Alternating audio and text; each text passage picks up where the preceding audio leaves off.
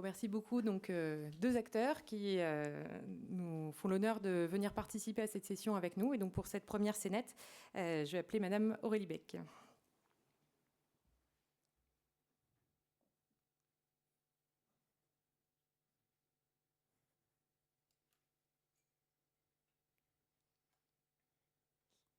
Bonjour, Madame Beck. Bonjour.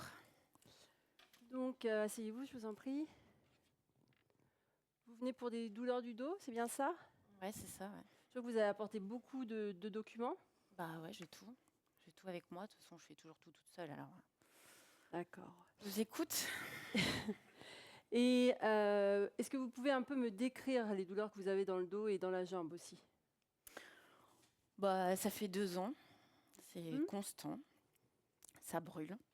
Ça tire dans la jambe, surtout la nuit. De toute façon, je dors plus, alors. J'ai des tremblements aussi et puis je suis hyper fatiguée. Je me sens comme vidée et j'ai perdu mon boulot à cause de ça, hein, vous savez. D'accord. Et puis mon fils de 7 ans. Eh ben, je peux même plus courir derrière lui. Super. Je peux plus l'emmener au parc. Voyez. Puis j'ai mal aussi là, enfin un peu partout en fait. Ah, dans les bras aussi? Ouais. D'accord. Et donc, vous avez fait un peu de kiné, j'ai vu, sur votre courrier? Ouais, ma poche, ouais. 25 bah, séances, c'est bien ça? C'est ça. Et alors, qu'est-ce que ça vous a Tout fait, pour la ma kiné? pomme. Oh bah le massage c'est bien, hein, mais ça fait rien en fait, ça revient. Puis j'ai fait une infiltration aussi, c'est bien pire maintenant. D'accord. Et il y a des choses qui ont marché chez vous? Vous avez pris des médicaments, d'autres thérapeutiques? Bah j'ai pas tellement le choix. Donc je prends du tramadol et puis de l'ibuprofène. Mon médecin veut pas, mais sinon moi je me lève plus, donc voilà. Et puis oui aussi Effixor pour la dépression parce que on m'a diagnostiqué un trouble bipolaire il y a 1 an. Très bien. Mais bon, ça c'est autre chose. Et le tramadol et les anti-inflammatoires, l'ibuprofène, vous les prenez depuis longtemps? Ouais, ça fait 6-8 mois et tous les jours. Tous les jours, d'accord. Et votre médecin, il vous a dit que les INS, c'était pas bon, hein, tous les jours? Ouais, mais moi j'ai pas envie de rester couchée toute la journée. D'accord. Donc ça marche un petit peu quand même. Un peu. Et ça vous aide sur quelle douleur? Bah, je vous dirais que ça me soulage surtout sur les douleurs. Là, parce que je vous ai expliqué que ça brûlait et que ça tire. Donc ça soulage un peu la brûlure le temps de quelques heures, on va dire. Et vous travaillez? C'est toujours la même question. On veut toujours savoir si je travaille. Bah non, je travaille pas. Ça fait 2 ans que je travaille plus. Mais... À cause des douleurs? Ouais. Et vous aviez fait quoi comme travail avant? Bah, tout ce qui se trouve. J'ai fait vendeuse, livreuse, serveuse. J'ai pas eu tellement le choix, hein, parce que j'ai fait des études de lettres, mais il n'y a pas de boulot. Et comme j'élève seul mon fils, voilà. Je fais des photos un peu aussi pour alimenter mon blog. Ça m'aide à tenir. Alors ça, c'est votre passion? Ouais. Très bien. Alors, on va regarder votre IRM du bas du dos pour commencer. Donc là, je vous laisse prendre connaissance des imageries. Je vous laisse également sortir vos téléphones portables. On a fait donc du coup un petit QR code. Donc vous pouvez scanner le QR code et puis après, je vous remettrai les imageries. Donc savoir à ce moment de la consultation, qu'est-ce que vous proposez à la patiente. Donc on va voter et puis après, on continuera la scénette.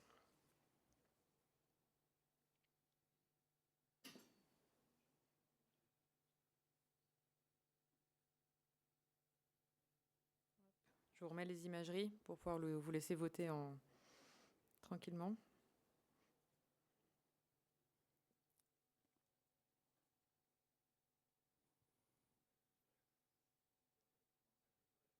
Ah, zut, bah, on refait. Ah, bravo.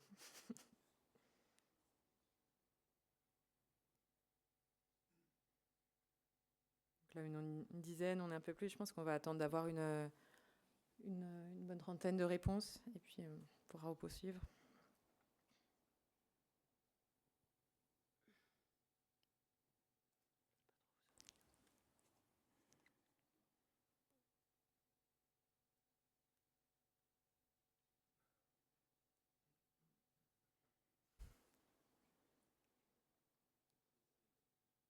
Ok, oui.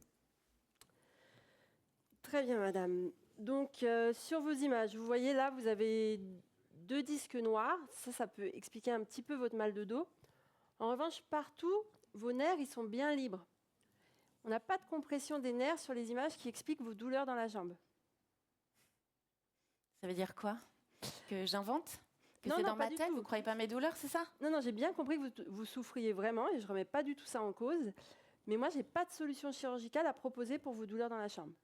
Bah oui, évidemment, pas d'opération. Non, pas Vous d'opération. savez pourquoi pas d'opération? Parce que on soigne que ceux qui rapportent. C'est ça, hein? Vous êtes tous à mettre dans le même camp, de toute façon. Vous pensez à vos stats, à vos chiffres, à vos primes aussi. Ouais. Et moi, je me bats. Voilà. C'est pas du tout ça, madame. Et on ne va pas vous faire une chirurgie qui vous sert à rien.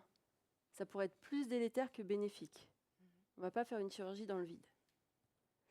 On va regarder votre IRM du cou que vous avez rapporté aussi. Celle-là va peut-être vous intéresser plus que les autres. On va regarder ensemble.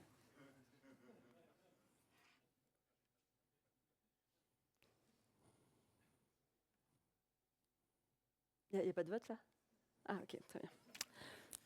Alors, là, en revanche, effectivement, il y a quelque chose. Ah! Vous voyez ici, vous avez la moelle qui est rétrécie et qui est serrée par un disque. Donc ça, c'est important parce que ça peut entraîner des douleurs et des troubles neurologiques, donc une faiblesse, une perte de force, etc. Donc ça, il faut qu'on l'explore et qu'on le prenne en charge. C'est beaucoup plus Extraordinaire. C'est pas en une fait. urgence absolue, mais il ne faut pas trop attendre comparé au bas du dos. Alors c'est formidable, hein, parce que soudain, vous me croyez, c'est super. Il ne faut pas trop attendre, c'est-à-dire vous cherchez à me faire peur, c'est ça? Pas du tout. Les médecins, ils adorent ça, faire peur aux patients, de toute façon. Hein, parce que la peur pour faire obéir, c'est ça? C'est pas du tout ça, madame. Vous n'allez pas mourir de ça, mais si on fait rien, vous pouvez être paralysé. Ah oui. Donc il faut mieux Très ne pas rassurant. perdre de temps pour agir. D'accord. Vous savez quoi?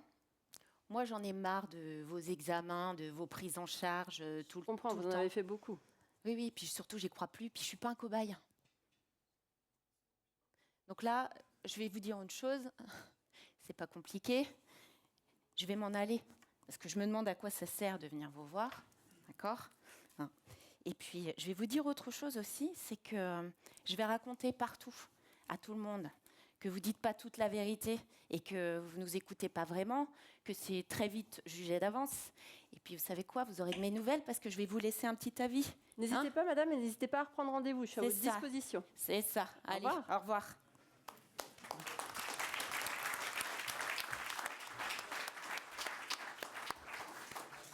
Donc on a quelques minutes sur les réactions à chaud qu'on peut avoir sur cette scénette, notamment par rapport aux résultats du sondage, où c'est vrai que la symptomatologie de fourmis dans les bras, vu le profil de la patiente, a peut-être été un petit peu laissée de côté. Est-ce que quelqu'un veut commenter?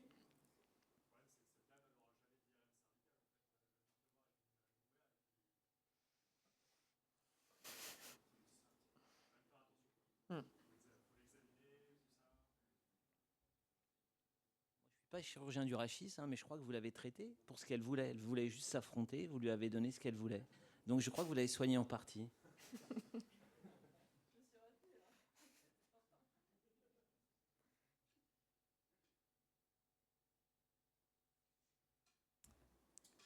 scénario, parce que ça aussi c'est important.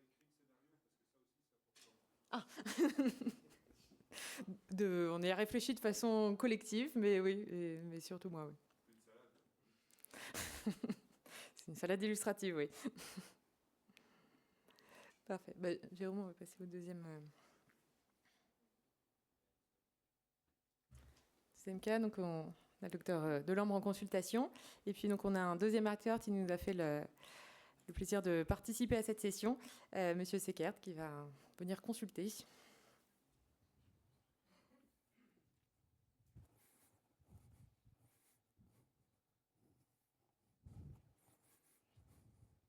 Bonjour Monsieur Mercier. Bonjour, Allez, docteur. prenez place, je vous en prie. Merci. Qu'est-ce qui vous amène? Il y a toujours un parfum particulier dans les cabinets médicaux, non? Vous ne trouvez pas? Tout à fait, je vous en prie. Allez, On sent qu'il s'y joue des choses importantes, hein. Mais j'espère quand même que vous avez le temps de jouer un petit peu au golf, hein. Moi, j'adore les parcours de la boule. C'est vraiment mes préférés. Alors, même si en ce moment, j'y vais pas beaucoup, je vous avoue que je suis plus souvent à Paris qu'à la boule, mais franchement, l'air marin, on ne fait rien de mieux. Vous connaissez la côte, docteur? oui, un petit peu, très très bien, oui. Station balnéaire chic Oh, à la française. c'est ravissant, c'est ravissant. Moi, j'adore. Très bien. Enfin, bon. Qu'est-ce qui vous amène? Ah, oui. Alors, je suis ici pour ces douleurs dans la jambe droite qui, Très bien. comment dire, me gâchent la vie depuis 2 ans. Lombosciatique, c'est ce qu'on m'a dit. Alors, ça commence dans le bas du dos, ça tire sur la fesse et ça descend jusque dans le mollet. Parfois, la nuit, c'est insupportable, hein. J'ai dû arrêter le golf. Non, mais alors, les régates, je vous en parle même pas. Pour un banquier qui s'apprête à partir à la retraite, je vous jure, c'est tout un symbole, hein. Enfin bon, Très bien. le corps a ses limites. Et comme traitement, vous avez commencé par quoi? Vous avez vu des rhumatologues? Alors, j'ai suivi toutes les étapes. Kiné, Très bien. ensuite exercice régulier à la maison, sérieusement, quelques antalgiques, mais pour être franc, je n'ai pas confiance dans les médicaments. D'accord. Question Ok. d'éducation, j'imagine. Très bien. Donc, j'ai consulté effectivement un rhumatologue, puis un neurologue, et j'ai essayé 2 infiltrations. D'accord. Peu Efficace? non, peu de résultats, hélas. Et alors, pour être franc avec vous, les anti-inflammatoires, franchement, je ne suis pas pour, parce que mon estomac n'est plus de la première jeunesse. Et Très bien. j'ai un Vous peu tolérez du mal les mal. traitements. Très bien. Alors, je suis venu vous voir sur les conseils de votre confrère, Oui. le docteur Lemoine, Ah, très bien. qui m'a parlé de vous en termes extrêmement élogieux. Je comprends. J'ai beaucoup de respect pour votre profession. Très Vraiment, bien. hein. Vous avez de l'imagerie à me montrer, s'il vous plaît? Oui, Ah. oui, bien sûr. J'ai mon IRM. Je vous en prie. Tenez. Merci beaucoup. Alors, les images ne seraient pas concordantes, paraît-il. D'accord. On va voir ça. Voilà, et donc de la même façon, je vous laisse faire le petit sondage.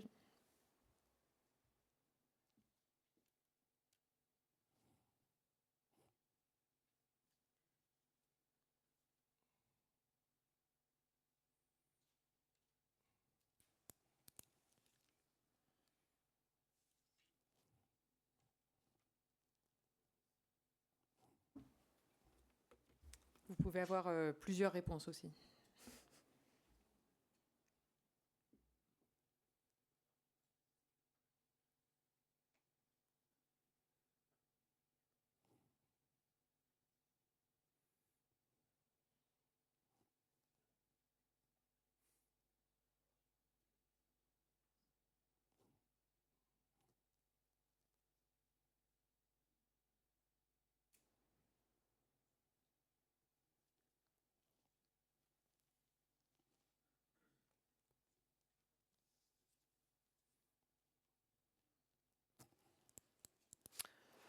Très bien.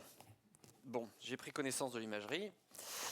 En dehors de douleur physique, comment ça va en ce moment? Côté moral, psychologique. Vous savez, c'est un patient qui vit des moments un peu difficiles à l'approche de la retraite notamment.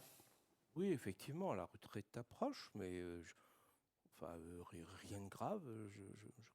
Un petit peu d'anxiété, mais non, rien de grave, je pense. D'accord. Et côté familial avec votre épouse, comment ça se passe? On fait aller. La vie avec mon épouse n'est pas toujours un long fleuve tranquille, mais on tient bon. Et côté intimité, ça se passe comment? Tout se passe bien?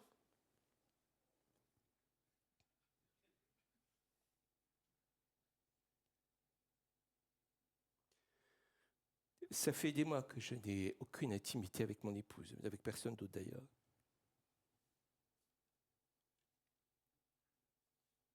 C'est difficile d'en parler.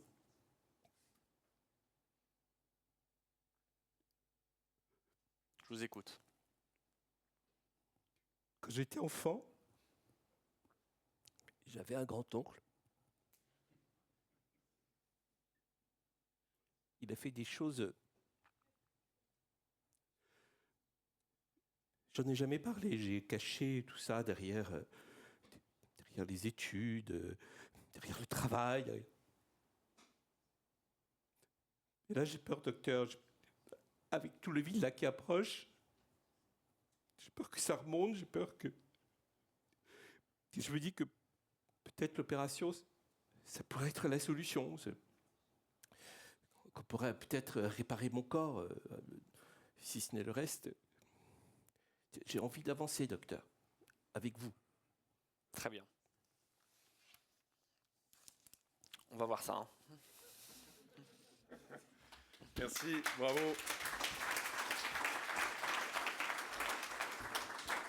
Bon, bravo à tous les quatre. Et puis, je ne sais pas si vous avez des commentaires, pareil, sur cette situation qui arrive.